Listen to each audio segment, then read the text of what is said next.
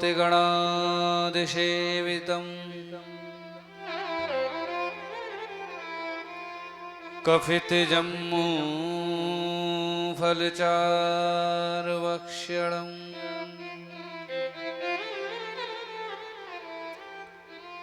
उमासुतं शोकविनाशकारकम्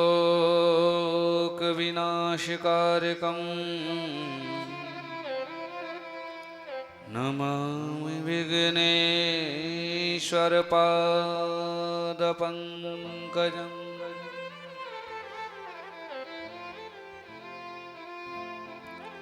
कृष्णाय वासुदेवाय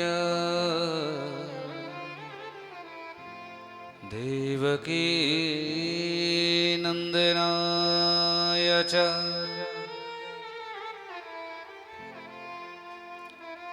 नन्दगोपकुमाराय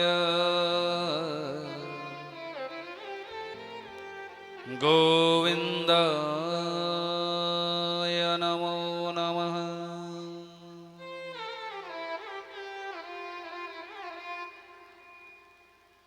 सच्चिदानन्दरूपाय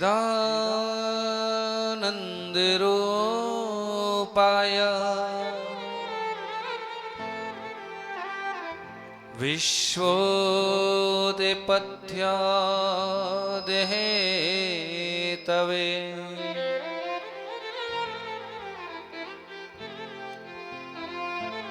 तापत्रय विनाशाय श्रीकृष्णाय वयं नुमः।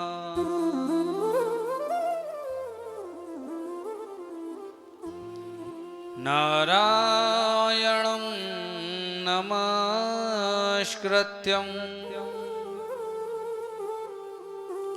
नरं चैव नरोत्तमम्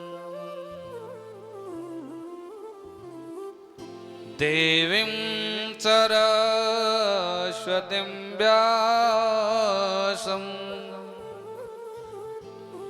ततो जयमुदीरयेत।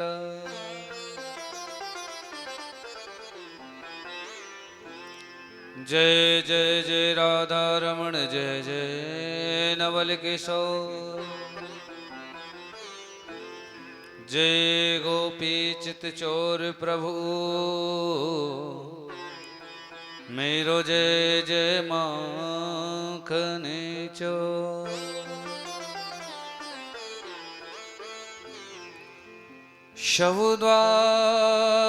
शवद्वारन को छोड़कर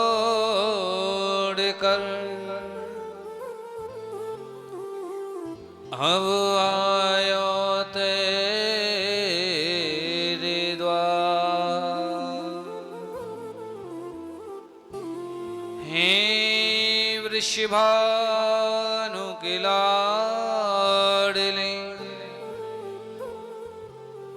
निक मेरी ओर निहार।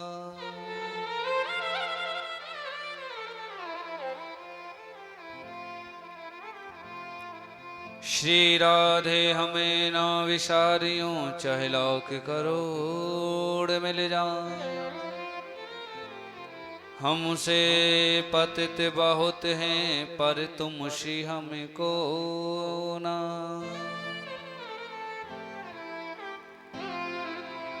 बरसाने की राधिका नंद गाँव की श्याम इन दोनों के चरणन में मेरो कोटि कोटि प्रणाम।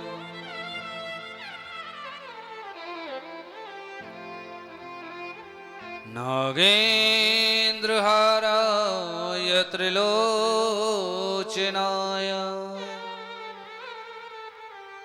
वश्मांगरागाय महेश्वराय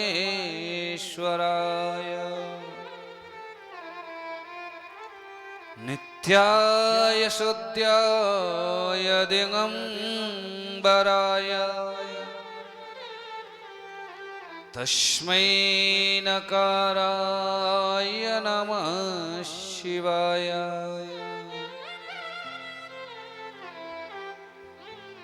या देवी सर्वभूतेषु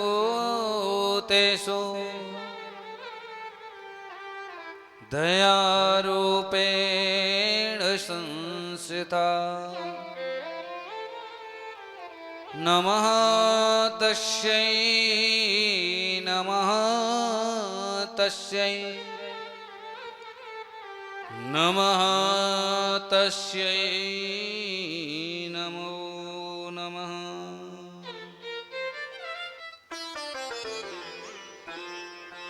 गुरुर्ब्रह्मा गुरुर्विष्णु गुरुर्देव महेश्वरः गुरुर्साक्षात् परब्रह्म तस्मै श्री गुरुवे नमः। मनोजवं मारुततुल्यवेगं जितेन्द्रियं बुद्धिमतां वरिष्ठं वातात्मजं वानरयूतमोक्षं श्रीरामदूतं शरणं प्रपद्ये।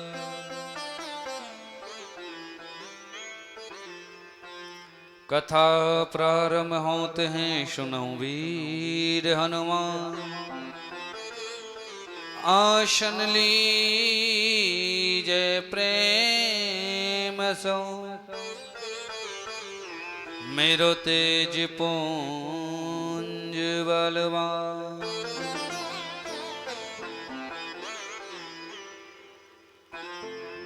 स्वस्ति श्री गणेशाय नमः। गणपति जी महाराज आए रिद्धि सिद्धियों सहित अपना आसन ग्रहण करें, हमारे ऊपर कृपा करें। राजाधिराज ब्रजराज श्री दाऊ जी महाराज के चरणों कोटि कोटि नमन। वो आए आकर के अपना स्थान ग्रहण करें, हमारे ऊपर अपनी कृपा बनाए। राश राशेश्वरी लाडली किशोरी राधा रानी मेरे बांके बिहारी के चरणों कोटि कोटि नमन। वो आए आकर के अपना स्थान ग्रहण करें, हमारे ऊपर अपनी कृपा बनाए। भूत बावन भोलेनाथ के चरणों में कोटि कोटि नमन। वो आए आकर के अपना स्थान ग्रहण करें, हमारे ऊपर अपनी कृपा बनाए। शक्ति स्वरूपा परामा भगवती के चरणों में कोटि कोटि नमन। वो आए आकर के अपना स्थान ग्रहण करें, हमारे ऊपर कृपा बनाए। बालाजी महाराज के चरणों में कोटि कोटि नमन। वो आए आकर के अपना स्थान ग्रहण करें, हमारे ऊपर अपनी कृपा बनाए। वंशी वाले बाबा के चरणों में कोटि कोटि नमन। वो अपने स्थान पर विराजमान होकर के हमारे ऊपर अपनी कृपा बनाए। सतगुरुदेव भगवान के चरणों में कोटि कोटि नमन। वो जहाँ भी हैं जैसे भी हैं वहीं से अपना आशीर्वाद हमारे ऊपर बनाए रखें। जन्मदाता माता पिता के चरणों में कोटि कोटि नमन के वो भी अपना आशीर्वाद बनाए रखें।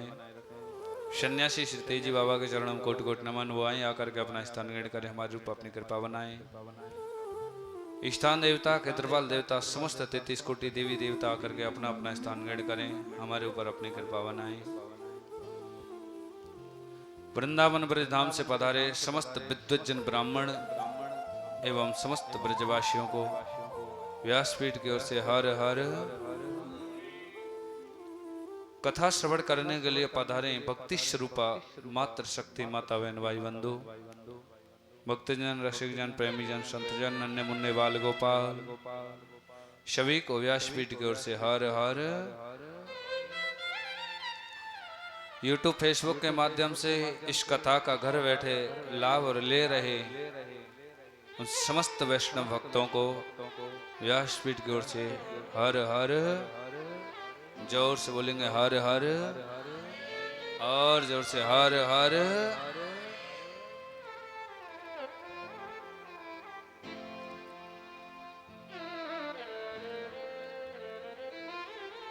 परम आराध्य श्री अलवेली सरकार रसिकों की शिरोमणि भक्तों की शिरोमणि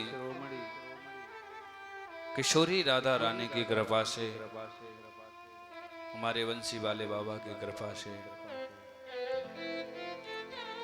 आज नर्मदेश्वर महादेव जी के श्री चरणों में इस यात्रा का चतुर्थ दिवस प्रारंभ होने जा रहा है। आज चतुर्थ दिवस की यात्रा को प्रारंभ करने से पूर्व सभी बाबा के चरणों में ध्यान लगाएंगे। मेरे साथ बड़े प्रेम से, श्रद्धा और भाव से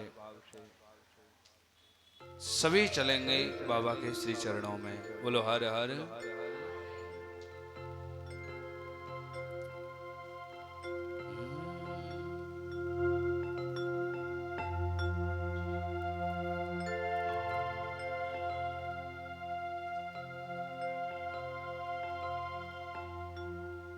सभी एकाग्र होकर के अपने अंतर्मुखी होकर के बड़े प्रेम से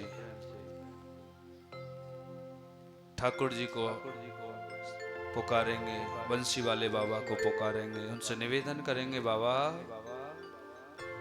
अब की बार ऐसी कृपा की है ना, ऐसी कृपा हर बार हमारे ऊपर करते रहना।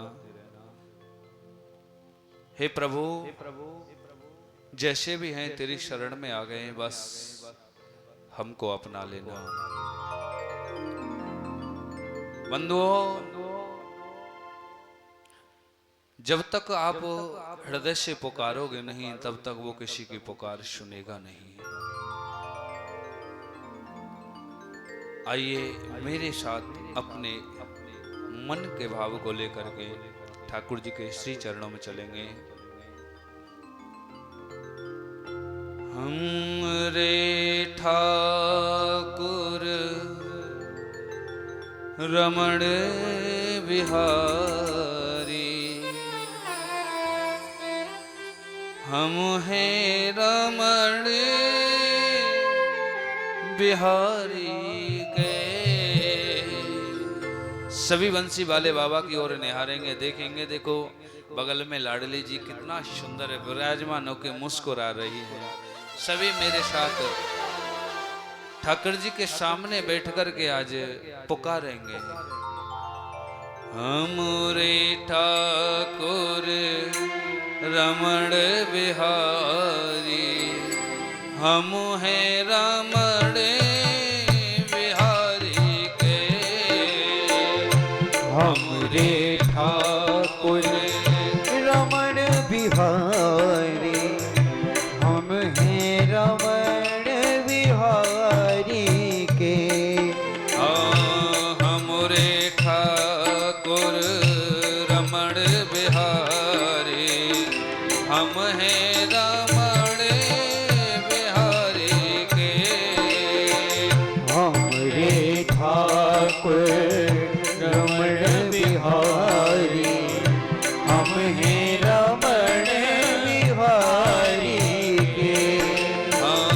हमरे ठाकुर रमण बिहारी, हम हैं रमण बिहारी के।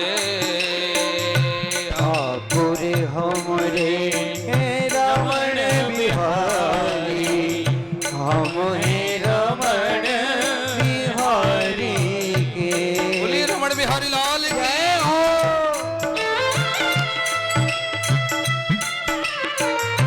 सभी प्रेम से पुकारेंगे, बोलो वंशी वाले की। जय हो।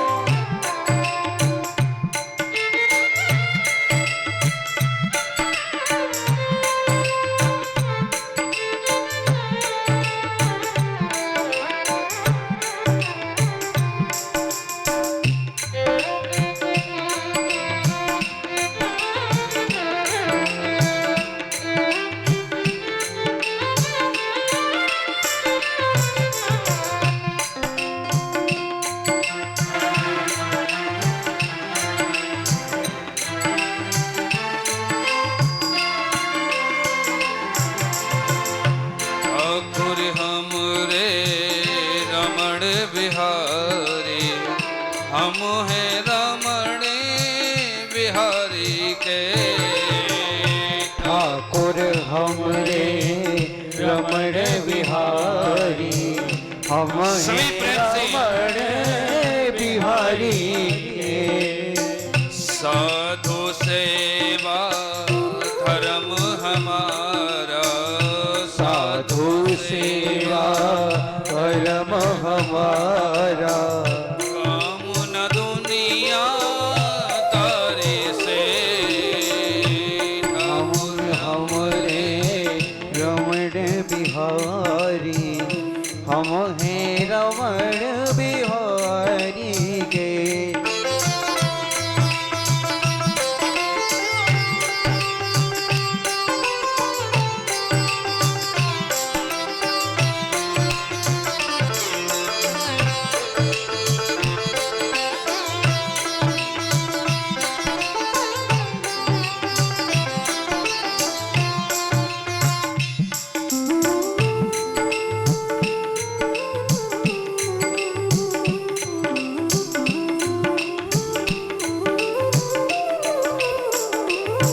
कोई भला कहे या बुरा कहे कोई भला कहे या बुरा कहे कोई भला कहे या बुरा कहे कोई भला कहे या बुरा कहे हम हो गए रमण बिहारी के हम हो गए रमण बिहारी के ठाकुर हमरे रमण बिहारी ठाकुर हमरे रमण बिहारी हम हैं रमण बिहारी के साधु सेवा नियम हमारा साधु सेवा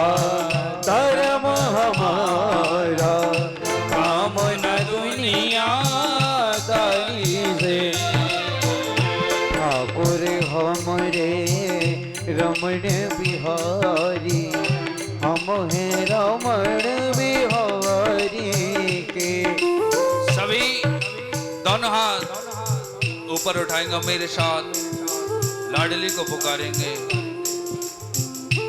राधा राधा राधा राधा राधा राधा ओ राधा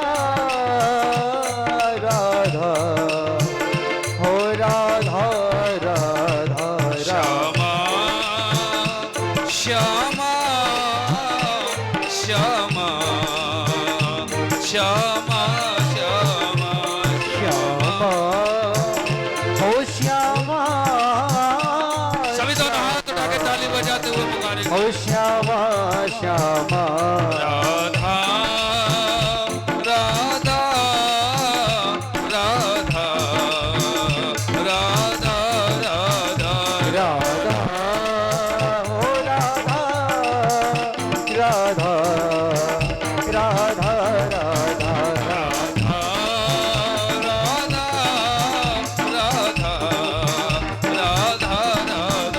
राधा हो राधा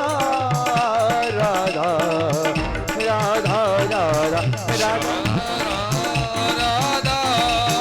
राधा राधा राधा हो राधा जय जय राधा जय श्री राधा राधा जय जय राधा जय श्री राधा राधा जय जय राधा जय श्री राधा राधा जय जय राधा जय श्री राधा राधा ओ राधा राधा राधा राधा राधा राधा राधा राधा ओ राधा राधा राधा राधा राधा राधा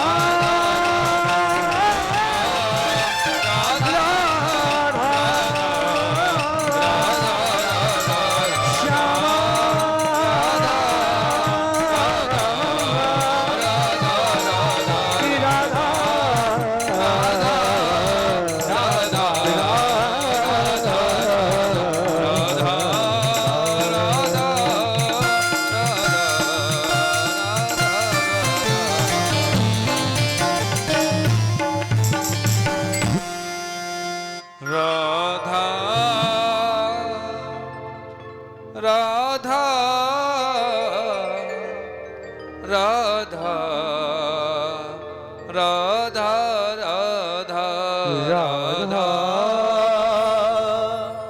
हो राधा राधा राधा राधा श्यामा श्यामा श्यामा श्यामा श्यामा श्यामा हो श्यामा श्यामा श्यामा श्यामा बोली अलबेली सरकार की जय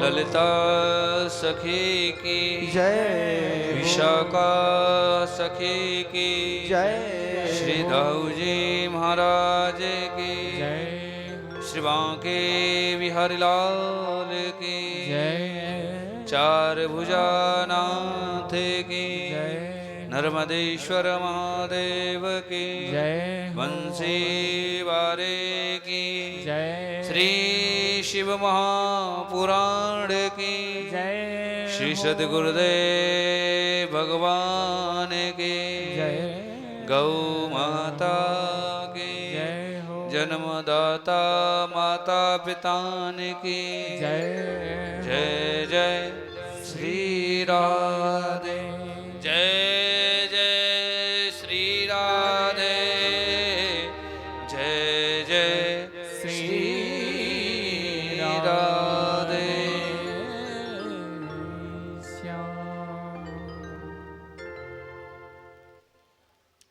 सभी ने बड़े प्रेम से अपने लाडली किशोरी राधा रानी का स्मरण किया। लाडली जी के श्री चरणों को हृदय में बसाते हुए कथा की ओर सभी से मेरा निवेदन है कि थोड़ा आगे आगे आके बैठें, क्योंकि पीछे जो आए दोबारा उनको कोई दिक्कत ना हो। सभी से मेरा निवेदन है पहले से थोड़ा आगे खिसक के बैठें। बोलिए बांके बिहारी लाल की। बीज खत्म कर दो या को, बीज खत्म कर दो, बीज हाँ खत्म कर दो, खत्म कर दो। जय जय हो श्री राधे श्री राधे।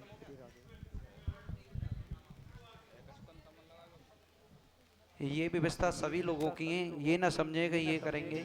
आप सभी से मेरा निवेदन है, जितने भी भक्त पीछे बैठे हुए हैं सभी से मेरा निवेदन है थोड़ा आगे आगे खिसक कर बैठें, क्योंकि जो भक्त पीछे आए हैं उनको कोई दिक्कत ना हो बैठने के लिए, बीच में डिस्टर्ब ज़्यादा होता है फिर। जय जय श्री राधे।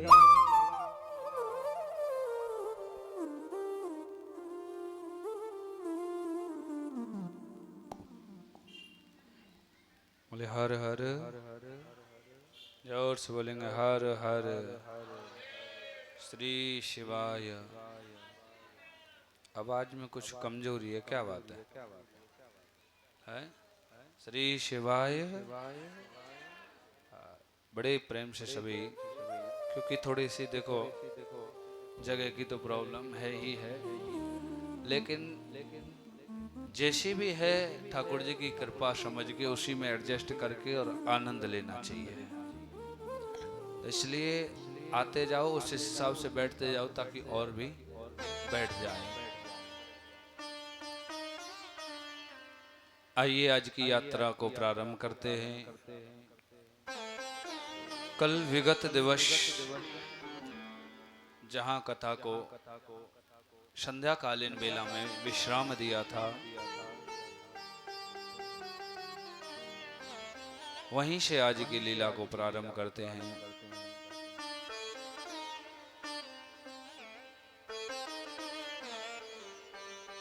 कल कथा को विराम कहां दिया था, कोई बताएगा? कल कथा को विराम कहां दिया था? प्रेजेंट बॉडी एब्सेंट माइंड, यही बात है। जय हो।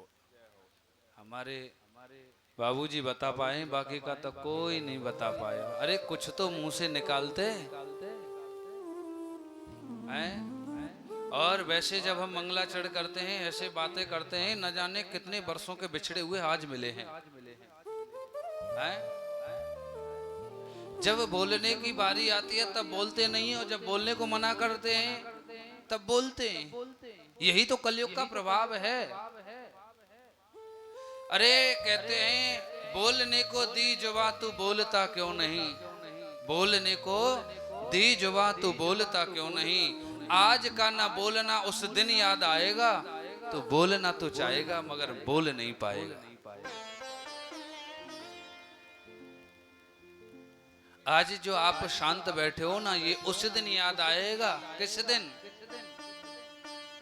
जब चार कांधों पर सवार होके जा रहे होंगे, उस दिन याद आएगा। बोलो हर हर।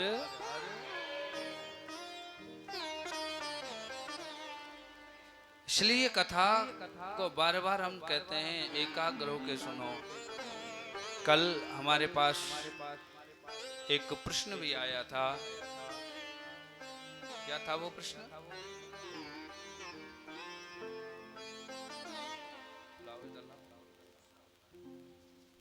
अरे अंत दर्द है।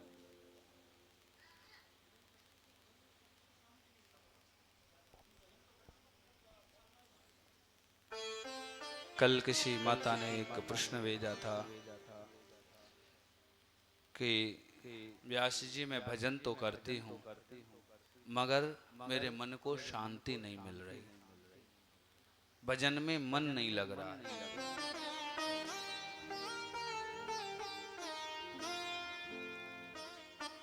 बंधुओं,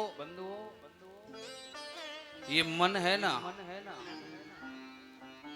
ये कभी आपको भजन में नहीं लगने देगा।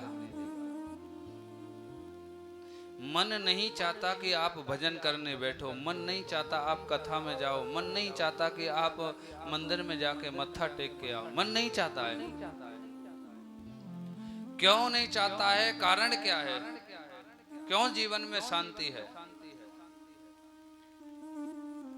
बंधुओं, अगर हमने अपने मन को बलवान बना दिया और बुद्धि को कमजोर बना दिया, यानी आपने अपने इस माइंड को मन के हवाले कर दिया, तो मन फिर आपको अपने इशारे पर नचाएगा। मन कहेगा चलो भैया कथा हो रही है, वृंदावन से शास्त्री जी आए, मन ने कहा चल दिए, चलो भाई कथा सुनावे।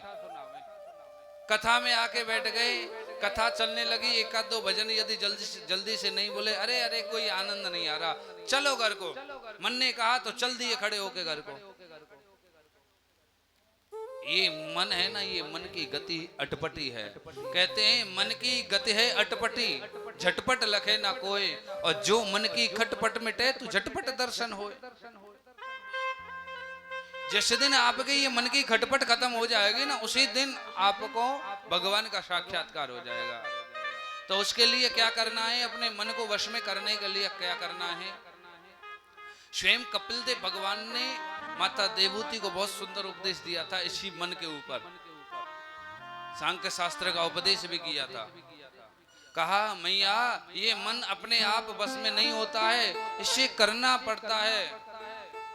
कहते हैं देखो इंद्रियों के न घोड़े भगे, इन पर हरदम संयम के कोड़े लगे। कृष्ण गोविंद गोपाल गाते चलो, अपने रथ को शुमारग लगाते चलो। ये मन कब वश में होगा? जब इस मन के ऊपर सत्संग रूपी कोड़ों की जब मार पड़ेगी, तब जाकर के ये मन बस में होगा। मन को यदि वश में करना है तो सत्संग में आना शुरू कर दो, सत्संग में बैठना शुरू कर दो। कहते हैं करत करत अभ्यास के जड़मत होत सुजान, यानी एक मूर्ख व्यक्ति भी क्या बन जाता है अभ्यास करते करते? विद्वान। करत करत अभ्यास के जड़मत होत सुजान, रस्सी की आवत जात से सिल पर पड़त निशान। माताएं जब कुएं पे जल भरने के लिए जाती हैं, अब तो प्राय जाती ही कम है, तो माताएं रस्सी से जल खींचती थी, तो जो पत्थर लगा हुआ होता था तो उसमें गड्ढा हो जाता था। हाँ या ना? बूढ़ी बूढ़ी माताओं ने तो खूब पानी खींचा होगा, होता है कि नहीं होता है? क्यों होता है? क्योंकि बार बार रस्सी की वहां घर्षण होने से उस पत्थर में भी निशान पड़ जाता है। तो जो एक जड़ है पत्थर, उसमें निशान पड़ जाता है। तो ये तो बुद्धि है। जब आप रोज रोज कथा कीर्तन सुनोगे, भजन गाओगे, कीर्तन गाओगे, तो एक ना एक दिन ये धीमे धीमे बस में हो जाएगा। दूसरा उपाय सुने, मन को कैसे बस में करना है। तुलसीदास बाबा ने भी रामायण में बताया है। ये तो था पहला प्रमाण भागवत जी का। अब सुनो रामायण। रामायण में तुलसीदास बाबा कहते हैं, कर से करम करऊं विधि नाना, कर से करम कर्म वेदना मन राखे हूँ जहाँ कृपा निधाना। मन राखे हो जहाँ कृपा निभाना। श्री राम जय राम जय जय राम। श्री राम जय राम जय जय राम। तुलसीदास बाबा भी बता रहे हैं मन को कैसे बस में करना है। कर से कर्म करऊं विधि नाना, मन राखे हूं जहां कृपा निधाना। तुलसीदास बाबा कहते हैं, इस संसार में रहो, इस परिवार के बीच में रहो, लेकिन मन को कहां लगा के रखो? कहां लगा के रखना है? जैसे माता पिता एक बेटी को जन्म देते हैं, बेटी को जन्म देने के बाद पालते पोसते हैं, बड़ा करते हैं, जब विवाह योग्य हो जाती है तो उसका विवाह भी करते हैं। और विवाह होने के बाद जब वो अपने ससुराल चली जाती है बेटी, और ससुराल में जाने के बाद 10-5 दिन वहां गुजर जाते हैं, और जब वो वापस आती है तो अपने मायके में आकर के माता पिता के साथ रह भी रही है, खा भी रही है, पी रही है, सो रही है, जाग रही है, सारी क्रियाएं हो रही हैं, लेकिन उसका मन कहाँ है? अब कहाँ है? क्यों? अरे भाई, जिसने पाल पोस के 18 वर्ष तक हमें हृदय से लगा के रखा, वो खत्म हो गया। और 10 दिन एक पति का प्रेम मिला, कहाँ चला गया मन? चला गया कि नहीं? अब वो मायके में रह रही है, लेकिन फिर भी ससुराल में उस रहने हुए पति का ध्यान कर रही है कि मेरे पति के कपड़े कौन धो रहा होगा, अब वो ऑफिस जा रहे होंगे, लंच कौन पैक करके देगा, हैं? कपड़े इस्त्री कौन कर रहा होगा? करती है कि नहीं करती है? ठीक उसी तरह जैसे वह कन्या विवाह होने के बाद 10 दिन का पति का प्रेम करने मिलने के बाद वह माता पिता के प्रेम को भूल जाती है और निरंतर चिंतन मायके में रह के अपने पति का करती रहती है, उसी तरह हमें और तुम्हें करना है बंधुओं। ये संसार क्या है? ये मायका है। ये परिवार क्या है? हमारा मायका है। और इस मायके में ससुराल कहाँ है? कहाँ है? अरे भाई, तुम्हें तो विदित होनी चाहिए। मीराबाई जी ने बड़ा सुंदर कहा था, जब राणा जी ने रोकने की कोशिश की, मीरा तू संतों के बीच में मत जाया कर, ऊंचे घराने में ब्याही है, और एक ऊंचे घराने की ब्याही हुई वधू किसी संतों के बीच में जाके नाचे गाई, अच्छा नहीं लगता। तू ऊंचे कुल खानदान में ब्याही है, इसलिए तू मत जाया कर। रोकने की कोशिश की, वर्णन आता है भक्तमाल में 96 दिन तक अन्न नहीं खाया था। और जब ज्यादा प्रयत्न किया रोकने का, तो आज मीरा जी ने कह दिया, राणा तुम ये समझ रहे हो मेरी ससुराल यहाँ चित्तौड़गढ़ में, तो मेरी ससुराल यहाँ नहीं है। क्योंकि मीरा जी कहाँ ब्याही थी? कहाँ ब्याही थी? अरे आपके यहाँ की बहन बेटी है, आपको भी नहीं मालूम? बताओ। अरे धन्य है भाई, चित्तौड़ में आई थी कि नहीं? तो राणा जी से कह दिया कि मेरी ससुराल यहाँ नहीं है। राणा जी पूछने लगे तो कहाँ है? मेरी वृंदावन ससुराल। क्या कहा? मेरी वृंदावन ससुराल, संभाल राणा तेरी नगरी। मेरी वृंदावन ससुराल, संभाल राणा तेरी नगरी। मेरी वृंदावन ससुराल, संभाल राणा तेरी नगरी। मेरी वृंदावन ससुराल, संभाल राणा मेरी नगरी। जिनका प्रेम ठाकुर जी से जागा है वो हाथ उठा करके आज ठाकुर जी के सामने कहने में कौन सी शर्म है? तेरी नगरी रे राणा तेरी नगरी, तेरी नगरी रे राणा तेरी नगरी। तेरी नगरी रे राणा तेरी नगरी। तेरी नगरी रे राणा तेरी नगरी। मेरी वृंदावन ससुराल, संभाल राणा तेरी नगरी। मेरी वृंदावन ससुराल, संभाल राणा तेरी नगरी। बोलिए मीरा बाई की।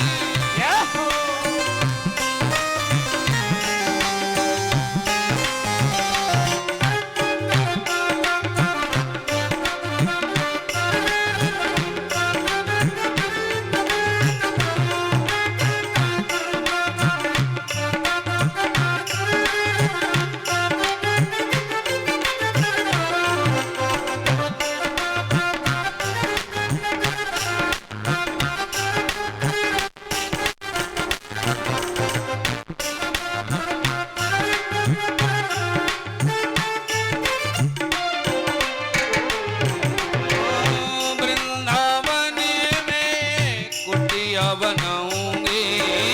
वृंदावन में कुटिया बनाऊंगी। वृंदावन में कुटिया बनाऊंगी। वृंदावन में कुटिया बनाऊंगी। वहाँ में श्यामा श्याम को बिठाऊंगी।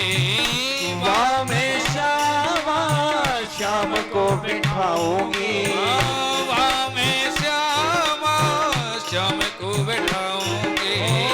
वहाँ में श्यामा श्याम को बिठाऊंगी।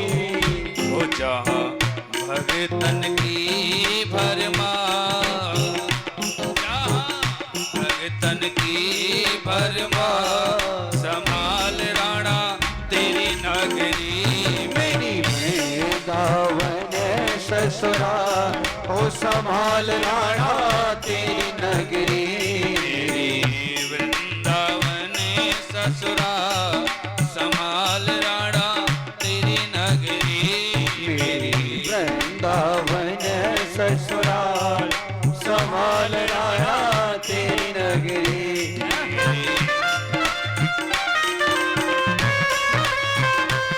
बोलिए बापू बिहारी लाल की, चार भुजानाथ की।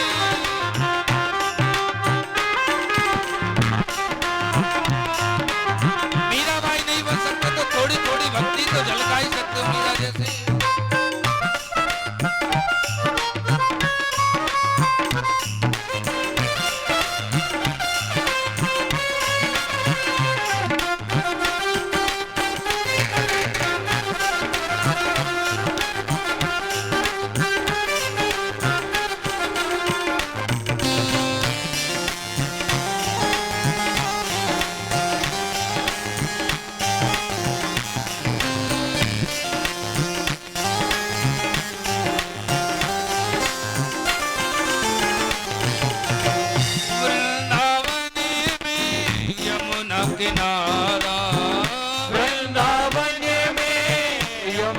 किनारा, यमुना किनारा, यमुना किनारा, ओ यमुना किनारा, यमुना किनारा, निर्मल शीतल बहती है धारा, शीतल शीतल बहती है धारा, वो जहाँ संतन की भरमार, जहाँ संतन की भरमार, कमाल राजा तेरी नगरी, वृंदावन ससुराल संभाल राणा तेरी नगरी, तेरी वृंदावन ससुराल संभाल राणा तेरी नगरी, मेरी वृंदावन ससुराल संभाल राणा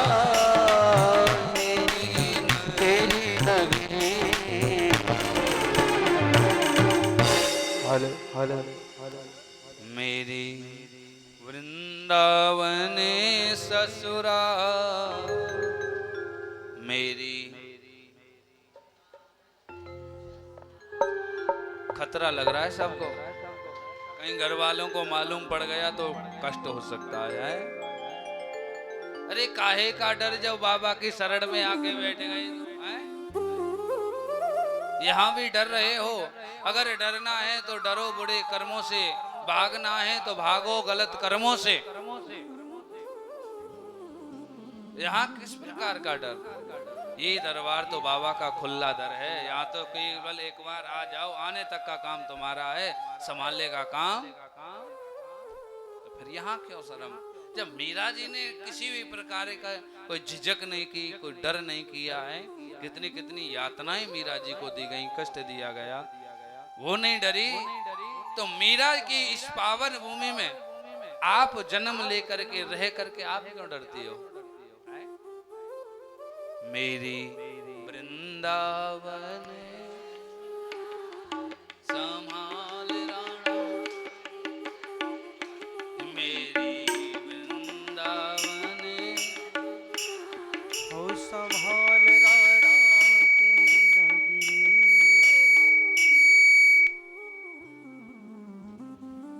बंधुओं, जैसे वह कन्या अपने मायके में रहकर निरंतर अपने पति का चिंतन करती रहती है, उसी प्रकार संसार के बीच में रह करके आपको चिंतन, देखिए खूब परिवार के बीच में रहो, हम ये नहीं करें कि आज ही परिवार को छोड़ के मीरा जी की तरह वृंदावन चले जाओ, नहीं, परिवार के बीच में खूब रहो, लेकिन अपनी आसक्ति कहाँ रखो? कहाँ रखो? भगवान के चरणों में। भगवान के चरणों में रहेगी तो ये मन बस में होता चला जाएगा, क्योंकि उल्टो सीधो जापी है खेत पड़े को बीज। जैसे किसान जमीन में जब वो बीज डालता है तो वो उल्टा सीधा नहीं देखता है कि ये सीधा जा रहा है या उल्टा जा रहा है, उसका काम होता है जमीन के अंदर डालना, वो तो डाल देता है, फल देना फिर जमीन के ऊपर है कैसा देती है। उसी प्रकार आपको तो केवल उल्टा सीधा ठाकुर जी का नाम जपना है, भाव कुभाव अनक आलसो नाम जपत मंगल दिस दसो, भाव से जपो कुभाव से जपो, जैसे भी जपा जाए जपो, क्योंकि जपते रहोगे तो ये मन बस में हो जाएगा। जो करते रहोगे भजन धीरे धीरे तो मिल जाएगा वो सजन धीरे धीरे। हो तो मिल जाएगा वो सजन धीरे धीरे, जो करते रहोगे, जो करते रहोगे भजन धीरे धीरे, भजन धीरे धीरे तो मिल जाएगा वो सजन धीरे धीरे। हो तो मिल जाएगा वो सजन धीरे धीरे। बंधुओं, भजन करते रहोगे तो भगवान मिल जाएंगे। और इसी बात को भगवान भोलेनाथ ने ब्रह्मा और विष्णु को बताया है। कहा यदि मन को वश में करना है ना तो अपने धन को ऐसी जगह पे लगा दो कि ऑटोमेटिक वहां मन चला जाए। किसी शुभ स्थान में लगा दो। बंधुओं, कल हमारी कथा चल रही थी कि बिल्व पत्र क्या है, इसका क्या फल है, रुद्राक्ष क्या है, और तीसरी चीज और बताई थी। क्या थी वो? केवल आगे से एक दो माता बता रही हैं, बाकी की तो यही कह रही हैं महाराज जी तुम ही बता दो तुम किस लिए आए हो। बोलो हर हर। तो आज बताते हैं प्रभु।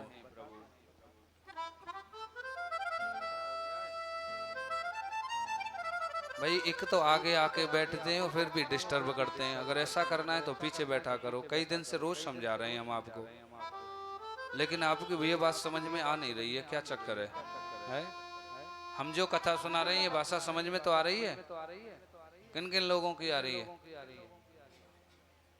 तो ये बात क्यों नहीं समझ में आ रही है कि भाई हम डिस्टर्ब ना करें? हैं? या फिर ऐसा कर लेते हैं आज, पहले तुम अपनी कथा कर लो, समय बचे तो उसके बाद हम देख लेंगे, हम कर लेंगे। हैं? आज ऐसे ही कर लेते हैं, कैसा रहेगा?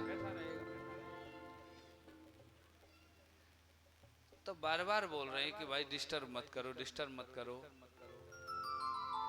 और केवल आपको टाइम पास ही करना है तो फिर हम भजन गवा दें दो चार। टाइम हो जाएगा, आरती हो जाएगी, राधे राधे हो जाएगी, आनंद आ जाएगा। है?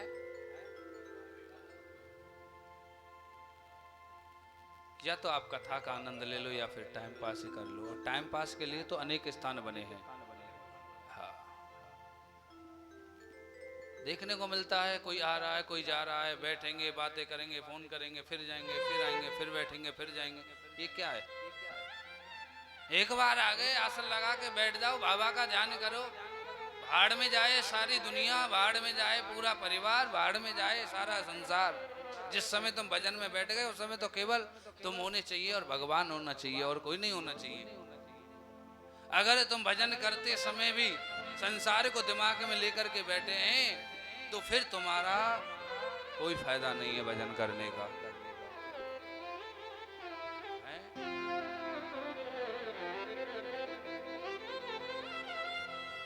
इसलिए आपसे हम बार बार कह रहे हैं कि आप शांति पूर्वक सुना करो। अगर डिस्टर्ब करने के लिए ही आना है तो भैया निवेदन रहेगा, 2-3 दिन की बात है, घर ही रहा करो, फिर आराम से खूब डिस्टर्ब करना सबको। कहाँ चल रहा था प्रसंग अभी? इस चीज पे ध्यान नहीं है, इस चीज पे ध्यान है कौन आई है, मेरी सहेली आई कि नहीं आई, मेरे पास जगह है कि नहीं बैठे हुए। या को ध्यान तो पूरा पर, या को ध्यान नहीं। ये कथा कहाँ चल रही है? आइए वापस प्रसंग की ओर ध्यान देते हुए। रुद्राक्ष, भस्मी और बिलपत्र, कल इन्हीं पर चर्चा हो रही थी, इन्हीं के साथ आज कथा को प्रारंभ करेंगे। बंधुओं, भगवान भोलेनाथ की जब पूजा करो, सबसे पहले तो अच्छा सुंदर शिवालय बनवाओ अच्छे मुहूर्त में, और शिवालय बनवा करके फिर उसमें भगवान भोलेनाथ की शिवलिंग की स्थापना करो। ऐसा कहते हैं बंधुओं, ज्यादा नहीं हो सके तो जीते जी एक शिवलिंग की स्थापना तो प्रत्येक बंधु को करनी चाहिए। जहां समय मिल जाए, जहां स्थान बन जाए, जैसे बन पड़े वहां कर लेनी चाहिए। शिवलिंग जो भी स्थापना करे उसके 12 अंगुल की होनी चाहिए। शिवलिंग की जब स्थापना हो, प्रतिष्ठा हो, तो शिवलिंग को जब आसन देवें तो स्वर्ण रचित या रजत रजित, रजत कहते हैं चांदी को, स्वर्ण कहते हैं सोने को। ऐसा कोई बिल्व पत्र बनवाएं या कोई ऐसा शलाखा आदि ले लें, जैसी जैसी समय पे व्यवस्था हो उसका आसन देके उसको शिवलिंग को विराजमान करें। शिवलिंग कैसी हो? कहते हैं शिवलिंग पारदेश्वर की हो, स्फटिक की हो, नर्मदेश्वर हो। अनेक प्रकार की शिवलिंगों के वर्णन है। यहाँ तक कि जब वो शिवलिंग की चर्चा चली थी तो भगवान भोलेनाथ ने अनेक प्रकार के देवी देवताओं को शिवलिंग बांटे थे। अब प्रत्येक देवता के हिसाब से वर्णन करें तो शायद हो सकता है आज तो केवल यही पता लग पाएगा कि कौन से देवता को कौन सी शिवलिंग मिली।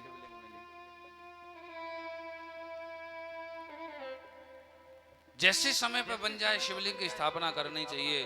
उसमें 3 चीजों का तो विशेष महत्व है। एक बिल्वपत्र, भस्मी और रुद्राक्ष। यदि ये 3 वस्तु नहीं है और कुछ हो ना हो, ये 3 वस्तु जरूर होनी चाहिए। अगर ये 3 वस्तु आपकी पूजा में नहीं है, भगवान भोलेनाथ की पूजा में नहीं है, तो पूजा अधूरी है। भगवान भोलेनाथ को प्रसन्न करने के लिए 3 वस्तुओं की परम आवश्यकता है। जैसे गोपाल जी को प्रसन्न करने के लिए जब तक पूजा में तुलसी दल नहीं आ जावे तब तक पूजा पूरी नहीं होती, उसी प्रकार भगवान भोलेनाथ की पूजा में जब तक बिल्वपत्र, भस्मी और रुद्राक्ष नहीं आ जाए तब तक पूजा पूरी नहीं होती। बोलो हर हर, जोर से बोलेंगे हर हर।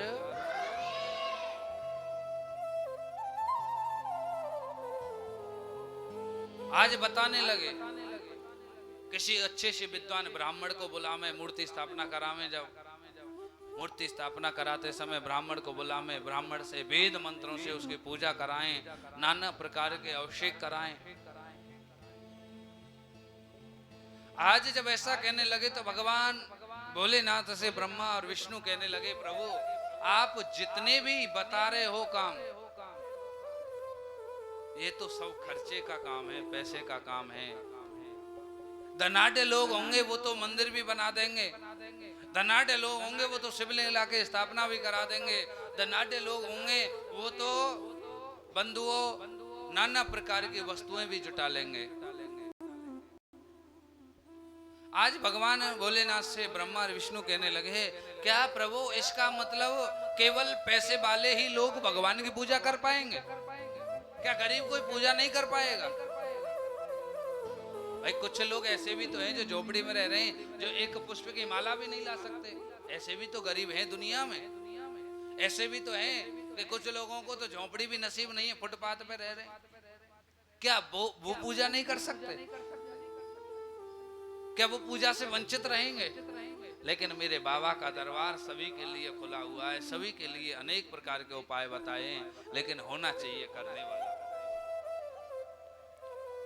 आज भगवान भोलेनाथ कहने लगे, ब्रह्मदेव जो लोग अति गरीब हैं, अति का मतलब है जो एक पुष्प की माला तक नहीं ला सकते, जो अति गरीब हैं, मैं तो भैया व्यासपीठ से भगवान भोलेनाथ से यही प्रार्थना करता हूं, प्रभु सबको कुछ दे ना दे मगर किसी को गरीबी ना दे। क्योंकि गरीबी इतना बड़ा अभिशाप होता है कि पूरी जिंदगी गरीबी की अग्नि में जलते जलते निकल जाती है। आज भगवान भोलेनाथ कहने लगे, ऐसे लोगों के लिए मैंने पार्थिवेश्वर पूजा बनाई है। कौन सी पूजा? पार्थिवेश्वर। आज भगवान विष्णु कहने लगे, प्रभु ये कैसे होगी? तो आज कहने लगे, ये पार्थिवेश्वर पूजा मिट्टी के शिवलिंग बना करके होती है। कैसे? मिट्टी के शिवलिंग बना के। ये पूजा कैसे करनी है? देखो, किसी का कोई विशेष कार्य है, कोई विशेष बड़ा उद्देश्य है, कोई विशेष बड़ा मनोरथ है जो पूर्ण नहीं हो रहा है। यदि ऐसे लोग 41 दिन, कितना? 41 दिन, जो 1.25 महीने पार्थिवेश्वर भगवान की नित्य प्रतिदिन पूजा करता है, चाहे कितना भी बड़ा मनोरथ हो, वो उसका वह मनोरथ पूर्ण हो जाता है।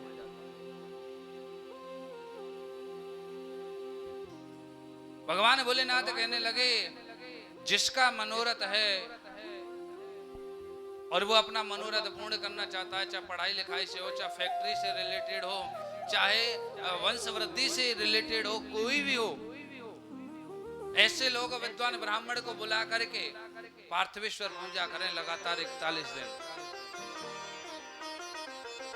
भगवान विष्णु कहने लगे कि जिसके अंदर ब्राह्मण को बुलाने की सामर्थ्य नहीं है तो वो कैसे करेगा। भाई ब्राह्मण को बुलाएंगे और ब्राह्मण को बुला करके आपने पूजा करा ली और दक्षिणा नहीं दी तो आपको कोई फल नहीं मिलेगा, क्योंकि पूजा का पूर्ण फल तभी मिलता है जब उसको दक्षिणा दी जाती है। तो भगवान भोलेनाथ कहने लगे जो गरीब हैं, कुछ भी नहीं है और भगवान भोलेनाथ की कृपा चाहते हैं, ऐसे लोग केवल 8 नाम याद कर लो। कितने? 8 नाम। और बस इन 8 नामों से भगवान भोलेनाथ की पार्थिवेश्वर पूजा हो जाएगी। वो 8 नाम कौन से हैं? वो 8 नाम हैं। सबसे पहला नाम है हराय नमः। कौन सा नाम है? हराय नमः। दूसरा नाम है महेश्वराय नमः। तीसरा नाम है ओम शंभवे नमः। कौन सा नाम है तीसरा? चौथा नाम है ओम शूलपाणाय नमः। और 5वां नाम है पिनाक दृशय नमः। छठा नाम है शिवाय नमः। 7वां नाम है पशुपतये नमः। और 8वां नाम है महादेवाय।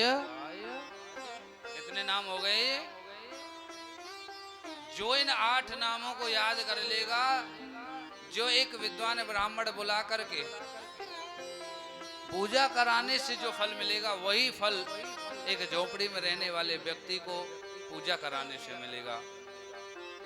अब लोग बाग सोच रहे होंगे, पैसा वाले लोग बहुत जल्दी सोचते हैं ऐसी चीजों को, चलो आज पंडित जी ने फ्री की बात अच्छी बता दी, अब पंडित बुलाने का झंझट खत्म। अब पंडित नहीं बुलाना पड़ेगा, इन 8 नामों को याद कर लेंगे और इसी से पूजा कर लेंगे। अब पंडित को बुलाओ, इतनी लंबी लिस्ट बना देते हैं, फिर ऊपर से यहाँ चढ़ाओ वहां चढ़ाओ, बाद में दक्षिणा दो। बंधु, ये वस्तु तो उन लोगों के लिए है जो बिल्कुल कुछ नहीं कर पा रहे हैं, कुछ नहीं है, सामग्री जुटाने की सामर्थ्य भी जिनके अंदर नहीं है, उनके लिए है। जिनको भोलेनाथ ने सब कुछ दिया है, अगर वो ऐसा करेंगे तो फल मिलने वाला नहीं है, क्योंकि स्थिति के अनुसार ही आप कार्य करेंगे तो ही आपको फल की प्राप्ति होगी, मनोरथ की प्राप्ति होगी। देखिए, पार्थिवेश्वर पूजा में मिट्टी के शिवलिंग बनते हैं और सूर्य अस्त हो उससे पहले उसका विसर्जन होता है। तो आपको कैसे करनी है पार्थिवेश्वर पूजा? कि कोई अच्छी सी स्वच्छ जगह देख ले जहां गंदगी ना हो, वहां पर जाएं और वहां पर जा करके ओम हराय नमः बोलते जाएं और मिट्टी वहां से खोदते जाएं, यानी मिट्टी वहां से उठा ले। क्या कहकर उठाएं? ओम ओम। आवाज कम आ रही है। फ्री की चीज को तो सब कोई लेना चाहता है, तुम क्यों कंजूसी कर रहे हो? ओम हराय नमः, हराय नमः कह करके वहां से मिट्टी खोद लेनी है और ले लेनी है साथ में, और उसे ओम हराय नमः का जाप करते हुए घर आ जाना है। उसके बाद घर ला करके उसको सफाई करके, कोई उसमें गंदगी ना हो, कीड़े ना हो, कोई तिनके ना हो, ऐसा साफ होनी चाहिए। और वहां घर ला करके उसमें फिर जल डालें। क्या कहते हुए? ओम महेश्वराय, ओम महेश्वराय ये कहते जाएं, उसमें जल डालते जाएं, और फिर जैसे आप आटा लगाती हैं ऐसे ही उसे गूंदते जाएं। गूंदते जाओ, महेश्वराय नमः बोलते जाओ, महेश्वराय नमः, महेश्वराय नमः। और जैसे हम आटा तैयार कर ले से ऐसे ही जब मिट्टी तैयार हो जाए तो फिर आप ओम संभवे नमः कह करके उसका सुंदर सा जैसा आपसे बन जाए समय अनुसार शिवलिंग बनाएं। क्या कहते हुए बनाना है? क्या कहते हुए बनाना है? ओम संभवे नमः कहते हुए शिवलिंग बना लें। और जब शिवलिंग बन के तैयार हो जाए, फिर उसके बाद जो आप पर समय पर सामग्री है, पान पुष्प है, जैसी भी सामग्री है, और जो ये 3 सामग्री बताई है, इनको तो जुटाना ही जुटाना है। इनको लेकर के बाबा के सामने बैठ जाएं और बाबा के सामने बैठ करके हाथ जोड़ लें और हाथ जोड़ करके एक बिल्व पत्र ले लें और बिल्व पत्र लेकर के सबसे पहले बाबा को बिल्व पत्र का आसन दें बैठने के लिए। उस बिल्व पत्र के आसन पर बिठा करके फिर आपको शूल पाड़े नमः कह करके आपको भगवान भोलेनाथ का उसमें आवाहन करना है। क्या कह करके? क्या कह करके? शूल पाड़े नमः कह करके आपको उसका आह्वान करना है। और उसके बाद फिर जो भी आपके पास पूजन सामग्री है, बेटा मैं तो समझा रहे हो, तुम ही कर रहे हो, आवाज कम करो। उसके बाद जब आह्वान हो जाए शूल पाड़ाए नमः कह करके, उसके बाद आपको फिर पूजन करना है। जो सामग्री है उसी से पूजन करते जाएं और भगवान भोलेनाथ का नाम लेते जाएं। ओम पिनाक दृशय नमः, ओम पिनाक दृशय नमः, पिनाक दृशय नमः कहते जाएं। और जो सामग्री समय पे आपके पास है, जल है, अक्षत है, पुष्प है, बिलपत्र है, भस्मी है, रुद्राक्ष है, जो भी है भगवान को अर्पण करते जाएं। जब सारी वस्तु अर्पण हो जाएं, उसके बाद फिर भगवान को जैसा आपको भगवान ने दिया है वैसा आप सुंदर नैवेद्य बनाएं और उस नैवेद्य को भगवान को अर्पण करें। यह कहते हुए कि प्रभु मैं दीन हूँ, हीन हूँ, कुलीन हूँ, लेकिन जैसा भी हूँ तेरा हूँ। समय पर मुझसे जो बना है वो तेरी शरण में लेके आया हूँ, उसे स्वीकार कर। ओम शिवाय नमः कहते जाएं और भगवान को अर्पण करते जाएं, भोग लगा दें। भोग लगाने के बाद 5 बार जल पिलाएं। ओम अपानाय स्वाहा, व्यानाय स्वाहा, समानाय स्वाहा, उदानाय स्वाहा, अमृतोपनाय स्वाहा। और ये भी नहीं बोल सकते, मत बोलो, केवल भाव से शिवाय नमः, ओम शिवाय नमः, ओम शिवाय नमः ऐसे करके जल पिला दें। उसके बाद हाथ जोड़ लें भगवान के सामने और दीन हो जाएं, बिल्कुल ऐसे दीन हो जाएं। ऐसा हमारे परम पूज्य रसिक शिरोमणि मलूक पीठाधीश्वर श्री राजेंद्र दास जी महाराज कहते हैं कि यदि हमारे जीवन में कुत्ते जैसी कृतज्ञता भी हमारे जीवन में आ जाएगी तो भी हमारा जीवन भव से पार हो जाएगा।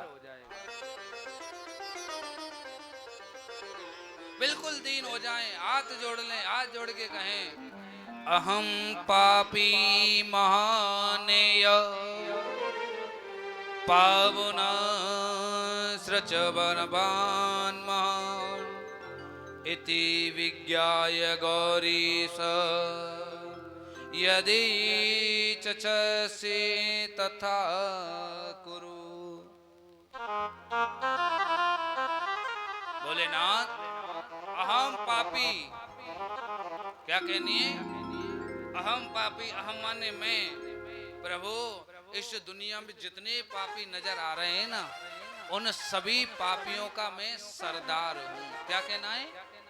सभी पापियों का मैं सरदार हूँ, क्योंकि मैंने इतने पाप किए हैं कि कभी तेरा नाम नहीं लिया। बहुत पाप किए हैं और ऐसा इस दुनिया में कोई नहीं कि जिससे पाप ना बने। पाप सबसे बनता है, इसलिए भगवान की शरण में जाओ तो यही कहो कि अहम पापी, ओम पशुपते नमः। पशुपते नमः का अर्थ क्या होता है? पशु माने पशुपते, यानी जो दूसरे के बंधन में बंधा हुआ है। आपने देखा होगा एक पशु किस में बंधा रहता है? बंधा रहता है ना, तो वो बंधन में बंधा हुआ है। लेकिन वो जो बंधन में बंधा हुआ है वो रस्सी तो सबको दिखती है, लेकिन हम तुम जो जिस बंधन में बंधे हुए हैं जिस रिश्तों के डोर में बंधे हुए हैं वह दिखती नहीं है, लेकिन वो इतनी मजबूत होती है कि काटने से भी नहीं कटती। इसलिए सभी बंधे हुए हैं। कोई चाहे माता पिता के प्रेम में बंधा हुआ है, कोई पत्नी के प्रेम में बंधा हुआ है। प्रेम नहीं कहेंगे, प्यार कहेंगे, क्योंकि प्रेम में तो कोई वासना ही नहीं होती है। प्रेम तो एक अलौकिक चीज है। प्रेम की तो भाषा ही अलग है। कवि लाडली जी ने कृपा की तो गोपी गीत पर चर्चा करेंगे, उसमें बताएंगे कि प्रेम क्या चीज है। रास पंचाध्यायी में बड़ा सुंदर वर्णन किया है, बताया है कि प्रेम किसे कहते हैं। प्रेम भगवान से किया जाता है और प्यार दुनिया वालों से किया जाता है, संसार से किया जाता है। भगवान से प्रार्थना करते जाएं, और जब ये सब प्रार्थना हो जाए उसके बाद सूर्य अस्त हो, उससे पहले आप किसी बहते हुए जल में उसको जल प्रवाह कराएं, विसर्जन करावें। क्या कहते हुए?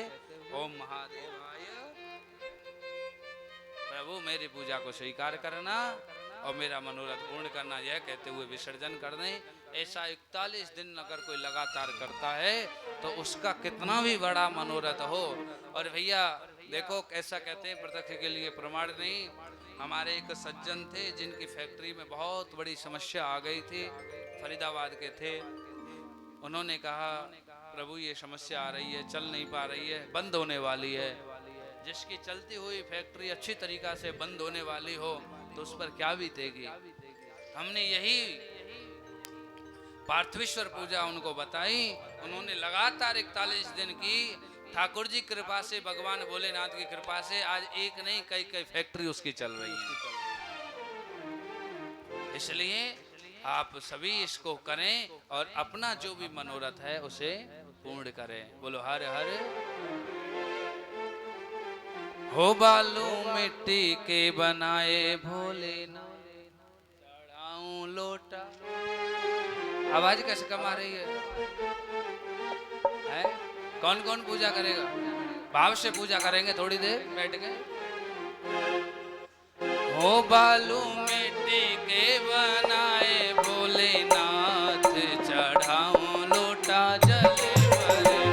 हो बालू मिट्टी के बनाए भोलेनाथ, चढ़ाऊं लोटा जल भर के। हो बालू मिट्टी के बनाए भोलेनाथ, चढ़ाऊं लोटा जल भर के। हो बालू मिट्टी के बनाए भोलेनाथ, चढ़ाऊं लोटा जल भर के। सभी ताली बजाएंगे बड़े प्रेम से और भाव से। हरि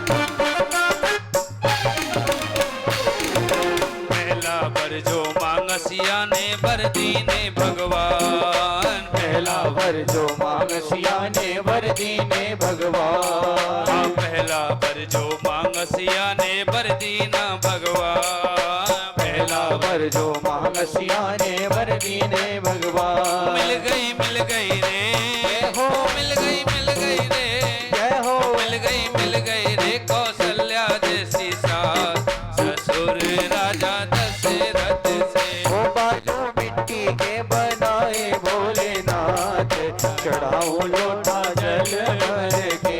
बालू मिट्टी के बनाए भोलेनाथ, चढ़ाऊं लोटा जल भर के। वो बालू मिट्टी के बनाए सभी दोनों हाथ उठा के मस्ती में झूमेंगे। चढ़ाऊं लोटा जल भर के।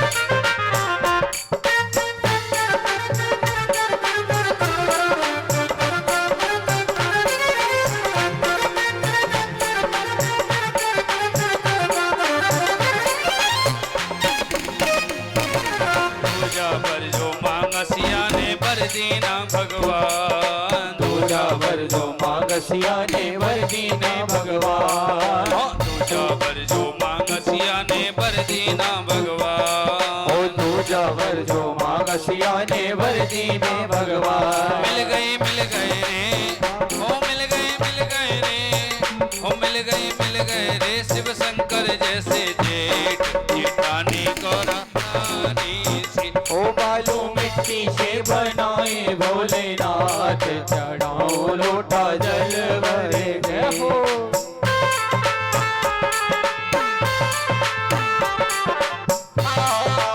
पीछे वाले भी हाथ उठाएंगे बड़े भाव से ताली की सेवा करेंगे हरी बोल।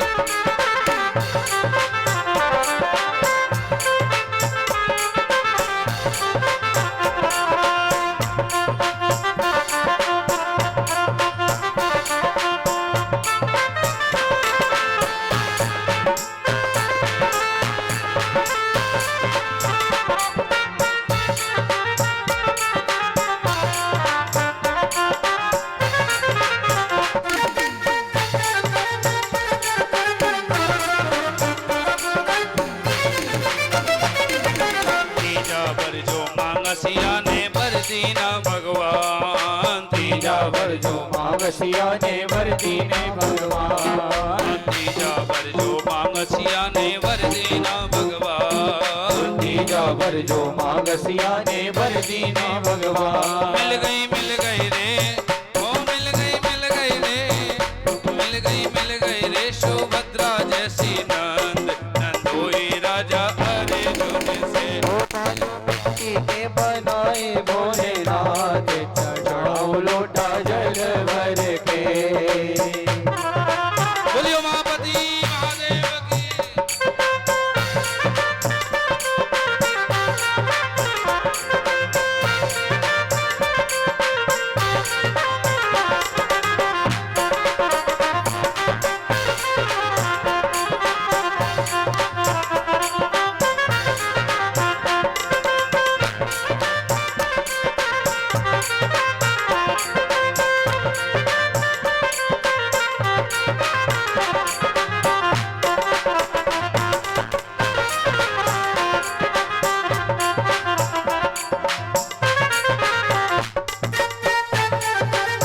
सभी मस्ती में झूमते हुए ताली की सेवा करेंगे हरी बोल।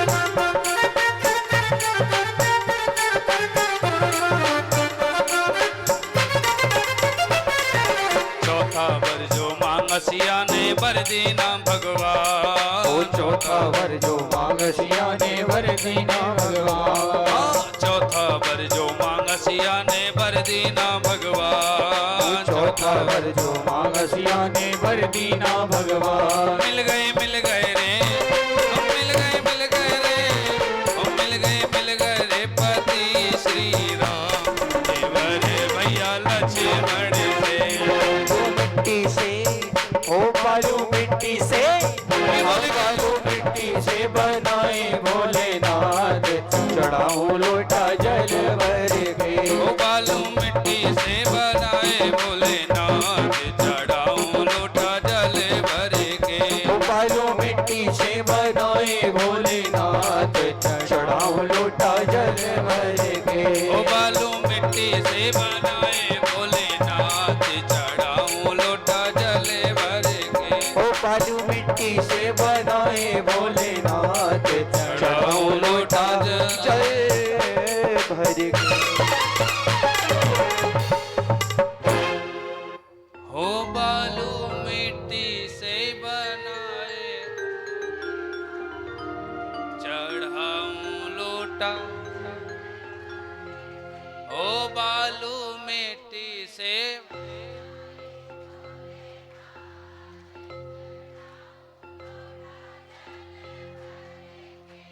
हाँ चौथा बर जो मांगसिया ने बर दीना भगवान चौथा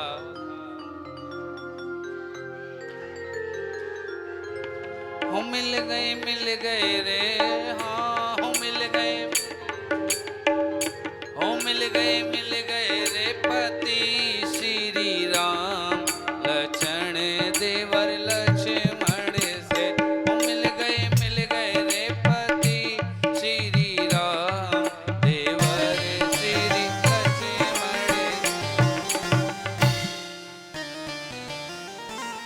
बोलिए उमापति महादेव की।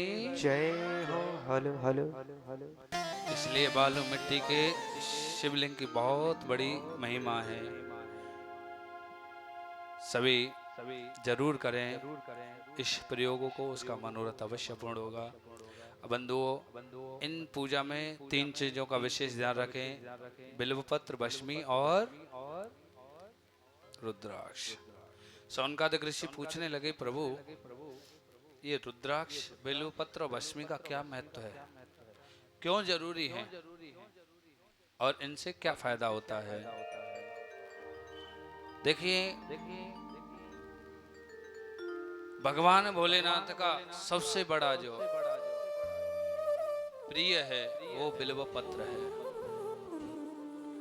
ऐसा कहते हैं, आप भगवान भोलेनाथ को जब एक बिल्व पत्र चढ़ाते हो ना, तो एक बिल्व पत्र का फल कोटि कन्या महादानम। एक बिल्व पत्र का कितना फल है? कोटि कन्या महादानम। अगर आप भगवान भोलेनाथ को एक बिल्व पत्र चढ़ाते हो तो जो कोटि कन्या दान करने से आपको जो फल मिलेगा, वही फल आपको केवल और केवल एक बिल्व पत्र बाबा को चढ़ाने से मिलेगा।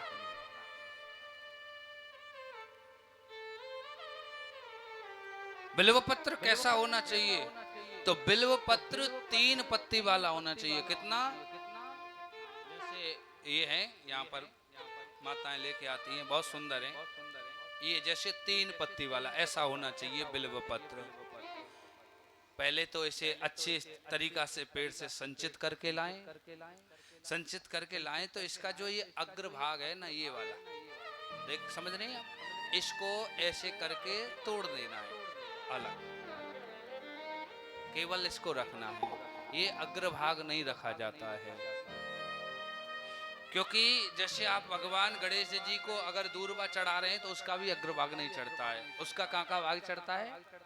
क्योंकि जो अग्रभाग है वो कठोर होता है, जड़ होती है उसमें, और ऐसा कहते हैं उसको अगर उस समय चढ़ाते हैं तो पुण्य क्षीण हो जाता है, और आप उसे हटा करके चढ़ाओगे तो पुण्य अक्षय हो जाता है। तो आपको क्या करना है?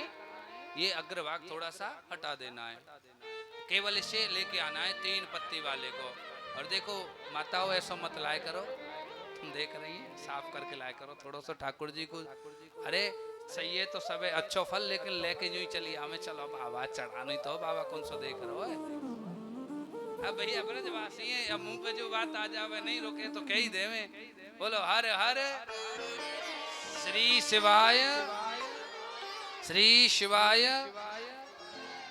इसलिए ऐसे कोमल कोमल लाया करो। और देखिए, ये 3 बिल्व पत्र का अर्थ क्या है? 3 पत्ती वाला ही क्यों चढ़ाते हैं? 2 पत्ती वाला क्यों नहीं? 1 पत्ती वाला क्यों नहीं? क्योंकि हमारी सृष्टि को चलाने वाले कितने देवता हैं? मैन ऑफ द पावर किन लोगों के पास है? ब्रह्मा, विष्णु। भगवान भोलेनाथ के मस्तक में जो चंदन लगा हुआ उसमें रेखाएं कितनी हैं? काल कितने हैं? काल कितने हैं? कैसे आवाज से निकल गई? भूतकाल, भविष्य काल और वर्तमान काल। इस बात का भी बताओ। अच्छा, बाबा के पास जो त्रिशूल है उसमें शूल कितने है कि नहीं है? अच्छा, गुण कितने हैं?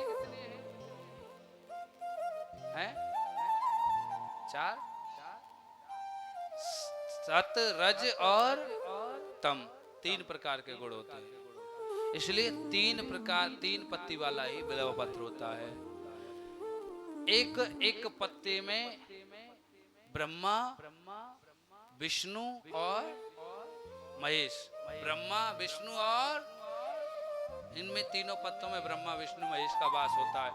और ये जो बीच की जो होती है, ये वाली, ये समझ रहे हैं? ये जो डंडी सी होती है, इसमें 33 कोटि देवी देवताओं का वास होता है। ऐसा बिल्व पत्र लेके आए, ऐसा बिल्व पत्र चढ़ावें तो कैसे चढ़ावें? सब चीज की एक क्रिया होती है। हम पूजा तो कर रहे हैं सुन सुन के, यूट्यूब फेसबुक पे, लेकिन क्रिया नहीं मालूम। तो उसके लिए क्या है, ऐसे लाएं, लाके धोएं, धो करके चंदन से ईश्वर का क्या लिखना है आपको, ओम या नमः शिवाय, और कुछ नहीं लिख पाए तो भगवान भोलेनाथ को एक बहुत प्रिय नाम है, बहुत पसंद करते हैं बाबा उस नाम को। वो नाम क्या है, कम आवाज आई है, इतने आई है केवल इतवारे, तो सोच रहे हैं कि पता होना है। भगवान भोलेनाथ को सबसे ज्यादा प्रिय जो नाम है वो है राम। अगर ज्यादा कुछ नहीं लिख पाए तो प्रत्येक पत्ते पर राम लिखो, और भगवान को जब भोलेनाथ को जब चढ़ाए तो ये वाला जो अग्रभाग है ये अपनी तरफ होना चाहिए, तब ऐसे करके ऐसे चढ़ाना है। बहुत से ऐसे चढ़ा देते हैं, ये इधर से इसका उल्टा भाग है, इधर से इसका सीधा भाग है, ऐसे चढ़ाना है। क्या कहते हुए चढ़ाना है, क्या कहते हुए चढ़ाना है? देखिए, बिल्व पत्र चढ़ाने से आपके घर में जो अशांति है, कोई भी परिवार में एक दूसरे को देख के खुश नहीं है, एक दूसरे को देख के ऐसे बोलते हैं जैसे 36 का आंकड़ा है, वैसे एक ही छत के नीचे रह रहे हैं, लेकिन बोली किसी को किसी की नहीं सुहाती है। अगर ऐसी समस्या आपके जीवन में बनी हुई है तो बिल्व पत्र लेके उस पे राम का नाम लिखें, क्योंकि बाबा को नाम प्रिय है। कोई क्या नाम प्रिय है, और प्रिय वस्तु यदि किसी को मिल जाए तो वो क्या करेगा, क्या होगा, होगा कि नहीं होगा, और खुश होगा तो बाबा फिर क्या देगा, और आशीर्वाद। बाबा अगर आशीर्वाद दे दे तो फिर ऐसी कौन सी समस्या है जो घर की टल नहीं सकते हैं? कहते अकाल मृत्यु वह मरे जो काम करे, और काल भी क्या बिगाड़े जो भक्त हो। बोलो हर हर हर हर हर हर। इसलिए घर में तुम्हारे विच्छेद हो रहा है, घर का परिवार विखंडन हो रहा है, आपकी स्थिति न्यारे होने तक की आ गई है कि अब बस घर टूटने वाला है। अगर इस स्थिति में भी भगवान को ये राम लिख करके बिल्व पत्र चढ़ा देवे तो ठाकुर जी टूटते टूटते घर को भी बचा लेते हैं। एक बिल्व पत्र चढ़ाने से आपको कोटि कन्या दान करने का फल मिलता है। कहते हैं त्रिदलम त्रिगुणम त्रिगुणाकारम त्रिनेत्रम च त्रियायुधम त्रिजन्म पाप संहारम बिल्व पत्र शिवार्पणम। एक बिल्व पत्र चढ़ाने से क्या हो रहा है, त्रिजन्म, कितने, त्रिजन्म पाप संहारम। केवल एक बिल्व पत्र चढ़ाया, अभी कुछ किया नहीं है, 3 जन्मों के पाप तत्काल नष्ट हो जाएंगे। इसलिए एक बिल्व पत्र बाबा को जरूर चढ़ाया करो, है? और ऐसा कहते हैं 3 पत्ती वाले की अपेक्षा, ऐसे आप 3 पत्ती वाले 100 बिल्व पत्र चढ़ाएंगे तो जो फल आपको 100 बिल्व पत्र चढ़ाने के बाद जो फल मिलेगा, इसी बिल्व पत्र में एक 4 पत्ती वाला भी आता है। कितनी पत्ती वाला, 4 पत्ती वाला। उसका अर्थ क्या है, इसका तो हो गया कि प्रभु तेरी जो तीनों प्रकार के गुण हैं, सत रज तम, प्रभु इनसे दूर करके हमें अपना लेना। इसका एक भावार्थ ये भी है। और 4 पत्ती वाला बिल्व पत्र चढ़ाने से ऐसा कहते हैं जिसमें 4 पत्ती होती हैं बिल्व पत्र में, ऐसे 100 बिल्व पत्र और वो अकेला बिल्व पत्र, आपको उतना ही फल मिल जाएगा। और 4 पत्ती वाला बिल्व पत्र चढ़ाने से आपको धर्म, अर्थ, काम और कितनी चीज हो गई। कितनी पत्ती वाला चढ़ाया तो क्या मिला, कितनी चीजें मिली, 4 पत्ती वाला चढ़ाया, 4 चीज मिल गई, धर्म अर्थ काम मोक्ष मिल गया।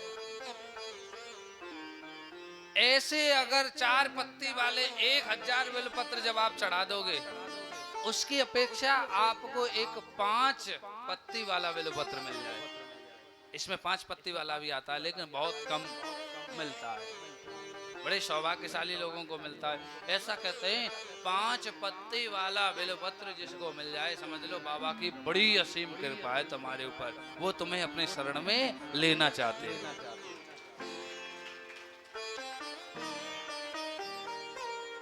इसलिए 5 पत्ती वाला एक बिल्वपत्र चढ़ा दोगे तो 4 पत्ती वाले जो 1000 बिल्वपत्र चढ़ाए गए थे उनके बराबर फल मिल जाएगा एक बेलपत्र से। और 5 पत्ती वाले ऐसे 10,000 बिल्वपत्र चढ़ा दोगे, उसकी अपेक्षा आपको एक इसी में 6 पत्ती वाला भी आता है। कितना आता है? 6 पत्ती वाला भी आता है। आपको संशय हो रहा है ना? हो रहा है। बोलो हर हर। देखो 6 पत्ती वाले का क्या अर्थ है? कार्तिकेय भगवान के कितने सिर है? कितने? कहें तो फिर धीमे क्यों बोल रहे हैं? 6 हैं।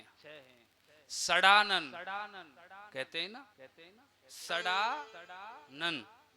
सड़ानन का मतलब है, अभी आगे आप सुनोगे कि कार्तिकेय भगवान का जब जन्म हुआ था तो उनको कृतिका नक्षत्र में 6 तारे होते हैं और 6 तारे एक एक देवी हैं, और उन देवियों ने इस कार्तिकेय को पाला। इतना प्रेम करती थी, वो कहती मेरे पास रहे, वो कहती नहीं मेरे पास रहे, वो कहती मेरे पास रहे। अकेले कार्तिकेय जी किस किस के पास रहे?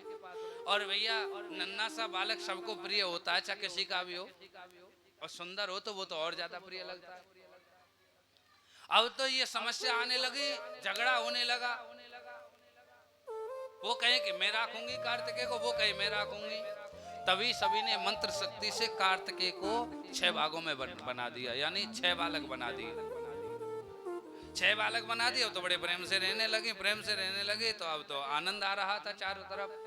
अब धीमे धीमे जब कार्तिकेय जी बड़े हुए, अच्छा नन्हा सा बालक होता है तो बड़ा प्रेम होता है, और जब बड़ा होकर के उद्दंड करता है, उदम करता है, तो माता पिता भी परेशान होने लगते हैं। फिर होते हैं नहीं, अरे छोरा, अरे लाला तू बड़ो उदम करे, अरे तू थोड़ी कम करो कर, कहते हैं कि नहीं कहते?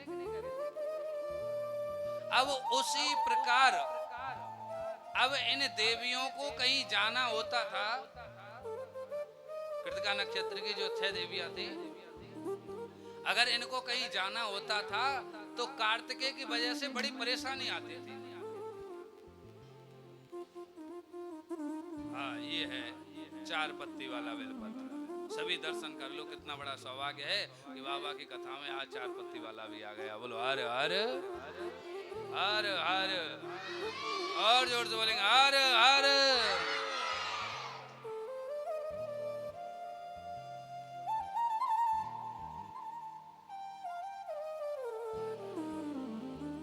अब वो उन देवियों को बाहर जाने आने में परेशानी होने लगी कि बालक को लेके कहाँ जावे। अब कहाँ जावे, तो 6 देवियों ने एक बार बैठ के विचार किया, अरे इससे तो ये अकेला ही ठीक था। अरे कहीं जाना आना होता था तो किसी एक के पास छोड़ जाओ और कहीं भी चले जाओ। अब सबके पास अलग अलग रूपों में, अब कौन किसको दे के जावे अपना? जिसको कहें कि तू मेरे लाला को राख लियो, वही कहे कि मेरो ही है मेरे पास में, तेरे कहां से राखूं? क्या करे? ऐसा करते इसे वापस एक ही कर देते। तो इन्होंने क्या किया, मंत्र शक्ति से इस बालक को वापस एक कर दिया। बोलो हर हर। क्या हो गया? बोलो हर हर। वापस इस बालक को एक कर दिया। अब ये कार्तिकेय जी शरीर से तो एक हो गए, लेकिन इनके मुख 6 के 6 ही रह गए, इसलिए इन्हें कहते हैं षडानन। क्या कहते हैं? षडानन। इसलिए 6 पत्ती का बिल्व पत्र चढ़ाने से, जो बिल्व पत्र आप 1000 5 पत्ती वाले चढ़ाएंगे, वही फल ऐसे 10,000 बिलपत्र भी अगर 5 पत्ती वाले भी चढ़ा दें, अगर एक 6 पत्ती वाला चढ़ा दोगे तो वही फल आपको मिल जाएगा। दूसरा 6 पत्ती वाला जो बिल्व पत्र है वो कार्तिकेय जी का स्वरूप है। अच्छा, एक बालक माँ बाप से नाराज होके चले जा रहे और उसके पास लौट के आ जावे तो माता पिता खुश होंगे या नाराज? खुश होंगे कि नहीं होंगे? तो कार्तिकेय भगवान भी नाराज होके क्रौंच पर्वत पे चले गए थे। ये आगे हम अभी सुनेंगे। तो अनेक रक्षकों के अनेक अनेक भाव हैं। कवि कथाओं में संशय नहीं करना चाहिए, क्योंकि संशय आत्मा विनश्यति, संशय करने वाले का विनाश हो जाता है। क्योंकि शास्त्र कहते हैं संशय के लिए कोई, कुतर्क के लिए कोई गुंजाइश नहीं है। और आखिरकार कुतर्क वाले को संसार में ना तो कुछ मिलता है और ना मिलेगा। कुतर्क वाले को कभी शांति नहीं मिलती है। मुझे एक प्रसंग याद आ रहा है। एक ब्राह्मण ने अपने बालक को काशी पढ़ने के लिए भेज दिया। अब काशी पढ़ के वो काफी समय बाद आया, तो आकर के माता पिता को प्रणाम किया। बेटा आया है, काशी पढ़ के आया है, तो माता पिता ने जल दिया पीने के लिए। अब लड्डू लाए। अब संयोग से वो लड्डू 2 ही थे। कितने थे? अब 2 लड्डू थे। अब माता पिता कहने लगे, ले बेटा तू लड्डू खा ले। बोले नहीं, हम इन लड्डुओं को तीनों जने खाएंगे। और देखो मैं काशी पढ़ के आया हूं, मेरे पास ऐसी कुतर्क की विद्या है कि मैं इन 2 लड्डुओं को 3 लड्डू सिद्ध कर सकता हूं। कितने? 3 लड्डू सिद्ध कर सकता हूं कि ये 3 लड्डू हैं। अब वो सिद्ध करने लगा। वहां 2 लड्डुओं को उठाया, एक को उठा के रख दिया। देखो, एक लड्डू माताजी आपके लिए, दूसरा लड्डू पिताजी आपके लिए, और जो पहले हाथ में लड्डू था उसी को रखा नहीं था, और पिताजी ये लड्डू मेरे लिए। हो गया ना तीनों के लिए। माता पिता चक्कर में पड़ गए। ये कह रहा है माँ के लिए, पिता के लिए, मेरे लिए लड्डू 2 हैं, ये 3 कैसे हो गए? अरे बेटा ये नहीं हो सकता, ये 2 लड्डू तो 2 ही रहेंगे। बोले नहीं, मैंने कहा ना, एक माता के लिए, एक पिता के लिए, एक मेरे लिए। माता पिता भी। और देखो, बालक के पास किताबी ज्ञान कितना भी हो सकता है, लेकिन अनुभव वृद्ध के बराबर नहीं हो सकता। अब उसके पिता ने दिमाग लगाया कि ये चालाक बन रहा है, कुतर्क से ये सिद्ध करना चाहता है कि ये 3 लड्डू हैं। तो उसके पिता ने कहा ठीक है बेटा, 1 लड्डू को तो तुम्हारी माँ खा लेगी। उसकी माँ को दे दिया। 1 लड्डू को मैं खा लेता हूँ, जो तीसरा बचे वो से तू खा लेना। बताओ लड्डू कितने थे? 1 माता ने खा लिया, 1 पिता ने खा लिया, तीसरा बचा था ही नहीं। बचेगा कहां से? ऐसे ही इस समाज में कुछ कुतर्की लोग होते हैं। कैसे कुतर्की लोग होते हैं? जो चाहे वो बात गलत है, लेकिन ये इनके इन प्रकार मार कूट करके उस बात को सिद्ध कर देंगे, लेकिन वस्तुतः वो बात कभी सिद्ध की नहीं जा सकती। बोलो हर हर हर हर। बंधुओं, बिल्व पत्र से एक फल और मिलता है। बिल्व पत्र में, बिल्व पत्र के नीचे, पेड़ के नीचे माता लक्ष्मी का वास होता है। किसका होता है? ऐसा कहते हैं किसी को लक्ष्मी की ज्यादा आवश्यक है, और इस संसार में ऐसा कोई नहीं है जिसे लक्ष्मी की जरूरत ना हो। सबको जरूरत है। ऐसा कहते हैं कि भगवान भोलेनाथ को बिल्व पत्र चढ़ाने से अटूट लक्ष्मी आती है, क्योंकि इसके बिल्व पत्र में जो है लक्ष्मी का वास है। ये स्वयं भगवान ने सिद्ध किया है। अब कैसे सिद्ध किया है, थोड़ा सा इस विषय पे और प्रकाश डालते हैं। कि एक समय जब वृंदावन में रास हो रहा था, ना कैसे लक्ष्मी का वास हुआ बेलपत्र में। एक समय जब वृंदावन में रास हुआ तो वैकुंठ से माता लक्ष्मी और मेरे ठाकुर से मिलने के लिए वृंदावन आई। वृंदावन आई तो रास के द्वार पर ललिता विशाखा जी खड़ी थी। उन्होंने माता लक्ष्मी जी को रोक लिया, पूछा आप कौन हो, कहां से आई हो, क्या बात है। तो उन्होंने कहा कि मैं बैकुंठ से आई हूं, मैं लक्ष्मी हूं और तुम्हारे ठाकुर से मिलना चाहती हूं। जाओ अपने ठाकुर से कहो कि बैकुंठ से लक्ष्मी आई है, वो मिलना चाहती है। अब ललिता जी गई और जाकर के कहने लगी, हे गोविंद, हे ठाकुर, वैकुंठ से लक्ष्मी जी आई हैं, वो तुमसे मिलना चाहती हैं, एक बार आप मिल लो। ठाकुर जी कहने लगे, ललिता जी आप जाकर के लक्ष्मी जी से यह कह दो कि अभी ठाकुर रास रचा रहे हैं और अभी उनके पास मिलने के लिए टाइम नहीं है। अगर उनको मिलना ही है तो हमारा इंतजार करो, हमारा इंतजार करो और कह देना कि यमुना के उस पार बेल का वन है, जिसे बिल्व वन बोलते हैं। एक बिल्व वन है, वहां जाके हमारी तपस्या करें, इंतजार करें, हम वहीं आकर के उनसे मिलेंगे। इतना कह करके ललिता जी को भेज दिया। ललिता जी ने लक्ष्मी जी से कहा कि अभी ठाकुर जी ने कहा है कि अभी वो रास रचा रहे हैं, रास से फ्री हो जाएंगे तब मिलेंगे, तब तक आप भगवान का ध्यान करो, इंतजार करो। तो लक्ष्मी जी बिल्व वन में आकर के बैठ गई। किसमें आके बैठ गई? बिल्व वन में आके बैठ गई। और बिल्व वन में आकर के बैठ करके और मेरे ठाकुर से मिलने के लिए तप किया। आज भी अगर कभी वृंदावन जाने का मौका मिले, कौन कौन गए वृंदावन? तो वृंदावन में बिल्व वन गए आप? नहीं गए? केवल एक माता गई। आप भी गई हैं? हाँ भैया, अब तो संख्या बढ़ रही है, वोट डर रही है भैया अब तो। बताओ भैया, फिर बिल्व वन है कहाँ?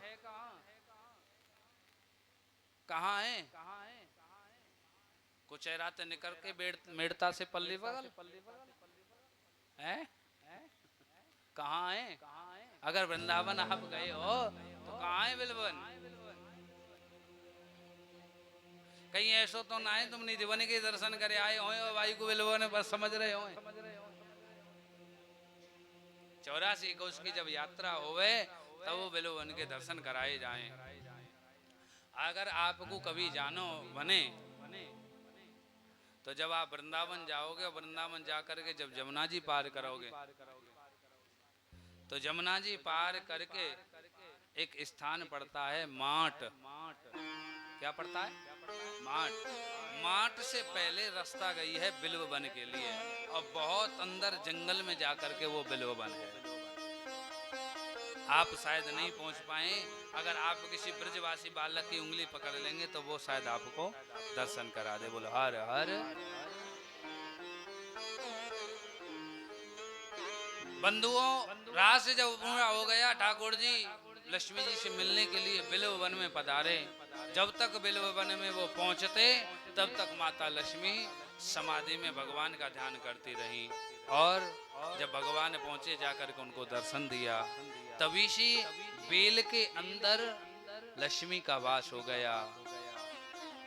इसलिए भगवान भोलेनाथ ने कहा है ये मेरा प्रिय फल है, जो इसके फल को, जो बिल्व पत्र को मुझे चढ़ाएगा उसको लक्ष्मी की प्राप्ति हो जाएगी।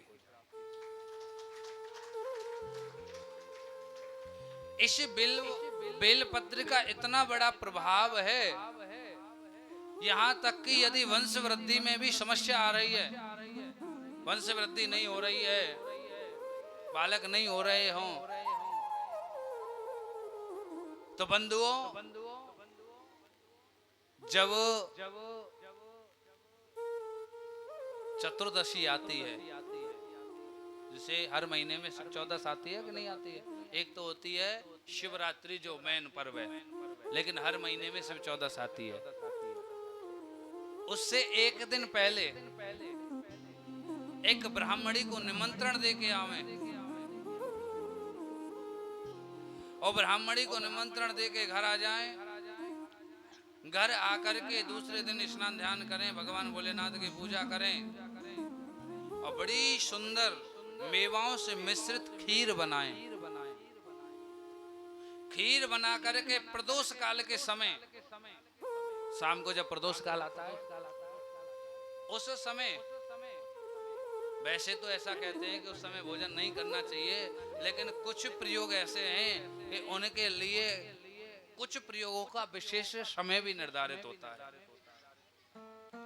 उस समय उस ब्राह्मणी को बुला के लावे और जहां बेल का वृक्ष हो उस ब्राह्मणी को और खीर को लेके वहां जाएं, वहां उस बेल के वृक्ष के नीचे जड़ में आराम से आसन लगा दे, उसमें ब्राह्मणी को बिठाएं और उस दिन केवल और केवल ब्राह्मणी को खीर का भोजन कराएं। किसका? केवल खीर का। खीर का भोजन कराएं और जब उसकी तृप्ति हो जाए तो उसे यथा योग्य जो भी भेंट दक्षिणा बन जाए भेंट दक्षिणा दें, उससे आशीर्वाद लें, उससे प्रार्थना करें कि आप मुझे ऐसा आशीर्वाद दें कि मेरे वंश की वृद्धि हो। ऐसा आशीर्वाद लें ब्राह्मणी से, और उस ब्राह्मणी के पात्र में जो झूठन बच जाए, जिसे हमारे रसिक जन संत महापुरुषों की जो झूठन होती है उसको सीट प्रसादी बोलते हैं। क्या बोलते हैं? शीट प्रसादी। ऐसी शीट प्रसादी को वह स्त्री, वह माता खाए जिसको वंश वृद्धि करनी है, वंश वृद्धि में जिसकी बाधा आ रही है। अगर वो ऐसा इस नियम का पालन करेगी तो भगवान भोलेनाथ की कृपा से बहुत जल्दी उसके यहाँ उत्सव बन जाएगा। बोलो हर हर। इतनी बड़ी महिमा है इस बिल्व वृक्ष की, बिल पत्र की। इसके बाद रुद्राक्ष। ये रुद्राक्ष कहां से आए? ऐसा कहते हैं भगवान भोलेनाथ समाधि में बैठे थे तो काफी वर्षों के बाद जब समाधि खुली, तो जब समाधि खुली तो आंखें जब उनकी खुली तो खुलते ही उनकी आंखों से एक अश्रु बिंदु जमीन पर गिरा और उसी अश्रु बिंदु से एक विलव का, उसी अश्रु बिंदी से एक रुद्राक्ष का वृक्ष उत्पन्न हो गया, पैदा हो गया। ये रुद्राक्ष एक मुखी से लेकर के और 14 मुखी तक होते हैं। कितने होते हैं? 14 मुखी तक होते हैं। आइए इनके विषय में सुन लें। एक मुखी के रुद्राक्ष का क्या महत्व है, 2 मुखी के रुद्राक्ष का क्या महत्व है, सबका अलग अलग महत्व है। देखिए सबसे पहले आता है एक मुखी रुद्राक्ष। एक मुखी रुद्राक्ष पहले तो बड़े सौभाग्यशाली लोगों को मिलता है, क्योंकि एक मुखी रुद्राक्ष साक्षात भगवान भोलेनाथ का ही स्वरूप है। अब यूं तो भारत नकल करने में सबसे आगे है। आज कोई चीज लॉन्च हो जाए, कल ही डुप्लीकेट बाजार में हाथों हाथ मिल जाएगी। अब यूं तो आजकल एक मुखी रुद्राक्ष खूब मिल रहे हैं, बाजार के भाव खूब ले आओ, कितने भी ले आओ, लेकिन ऐसा नहीं है भैया। संभाल के काम करना, परीक्षा लेकर के रुद्राक्ष लेना। ऐसा ना हो एक जगह एक हमसे दिखा रहे थे, महाराज देखना मैं भी एक मुखी लाया हूं, उसकी जब परीक्षा ली गई तो वो आर्टिफिशियल निकला। ऐसा नहीं होना चाहिए, आर्टिफिशियल नहीं होना चाहिए, ओरिजिनल होना चाहिए। एक मुखी रुद्राक्ष साक्षात भगवान भोलेनाथ का स्वरूप है। यदि वो मिल जाए, उसके मिलने के बाद फिर ऐसी कोई भी वस्तु नहीं है कि जो वह संसारू वस्तु प्राप्त ना कर पाए। ऐसा कोई भी उसका मनोरथ नहीं है जो पूर्ण नहीं होगा। उसके बाद 2 मुखी रुद्राक्ष होता है। 2 मुखी रुद्राक्ष देव देवेश्वर का स्वरूप होता है। इसे पहनने से कामना पूरी होती है। 3 मुखी जो रुद्राक्ष होता है वह साक्षात साधन का फल देने वाला होता है। उसके प्रभाव से बंधुओं सारी विद्याएं मिलती हैं। यदि किसी का बालक पढ़ाई लिखाई में कमजोर है, खूब पढ़ा रहे हैं, खूब कोचिंग लगा ली, लेकिन उसका माइंड नहीं चल पा रहा है, अनेक प्रयत्न करने के बाद भी अगर वो उसकी बुद्धि रफ्तार नहीं पकड़ रही है, तो ऐसे बालक के लिए कहीं ना कहीं से 3 मुखी रुद्राक्ष मिल जाए और वो 3 मुखी रुद्राक्ष उस बालक को पहना दो, तो वह बालक जैसे शुक्ल पक्ष का चंद्रमा बढ़ता है, ऐसे ही धीमे धीमे वह पढ़ाई में आगे बढ़ने लग जाता है। बोलो हर हर श्री शिवाय। उसके बाद 4 मुखी रुद्राक्ष होता है। 4 मुखी रुद्राक्ष चारों पुरुषार्थों को देता है, धर्म अर्थ काम मोक्ष, ये चारों पुरुषार्थों को देने वाला है। इसके बाद 5 मुखी रुद्राक्ष होता है, जो आमतौर से हम तुम सब पहनते ही है। इससे भी ठाकुर जी की कृपा प्राप्त होती है। और 6 मुखी रुद्राक्ष जो है बंधुओं, यदि 6 मुखी रुद्राक्ष मिल जाए तो आप उसे दाहिनी भुजा में बांधें। दाहिनी भुजा में बांधने से ऐसा कहते हैं ब्रह्म हत्या जैसे महासंगीन अपराध तत्काल नष्ट हो जाते हैं। इसके बाद 7 मुखी रुद्राक्ष है। 7 मुखी रुद्राक्ष आनंद का स्वरूप है। इस रुद्राक्ष को धारण करने से कभी भी प्राणी अकाल मृत्यु से नहीं मरता, पूरी आयु जी करके मृत्यु को प्राप्त होता है। कितने मुखी रुद्राक्ष पहनने से? कितने मुखी? 7 मुखी। इसके बाद 8 मुखी रुद्राक्ष होता है, वो महेश्वर का रूप होता है। यदि आपको 8 मुखी भी मिल जाए ना तो उसे पहन लेना। ऐसा कहते हैं 8 मुखी रुद्राक्ष पहनने वाला जीव जब मृत्यु को प्राप्त होता है तो मरने के बाद वह सीधा शिवलोक को चला जाता है। बोलो हर हर, जहां से फिर उसे वापस दोबारा माँ के गर्भ में नहीं आना पड़ता। इसके बाद 9 मुखी रुद्राक्ष है। 9 मुखी जो रुद्राक्ष है वो पराम्बा भगवती का स्वरूप है। ऐसा कहते हैं जो भी इसको धारण करता है, पहनता है, उसके ऊपर सर्वेश्वरी पराम्बा भगवती की अनुपम कृपा होती है, विशेष कृपा होती है, समस्त कामनाओं को पूरी करती है। इसके बाद 10 मुखी रुद्राक्ष होता है। 11 मुखी रुद्राक्ष होता है, जो 11 रुद्र जो है उनका प्रतीक है।